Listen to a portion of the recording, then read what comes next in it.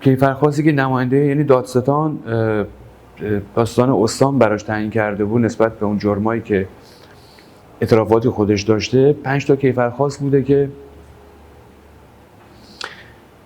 اگه حضور ذهن داشته باشم الان: آدمربایی، آزار جنسی، لواط به عنف، قتل مرد مسلمان و قتل شش بند.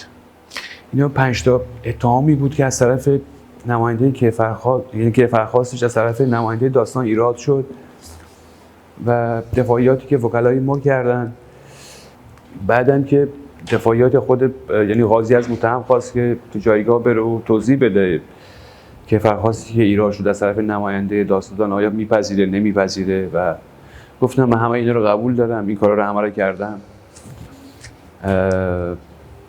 یه سری بلا نسبت خزعبلات گفت که اصلا نمیدونم من خواب دیدم توی چهارراهی هستم، نمیدونم همه به من پشت کردن، من نمیدونم خواب دیدم تو حمومم، نگو حموم زندانه، از اینجور داستان‌های نمیدونم چه ربطی به دادگاه داشت.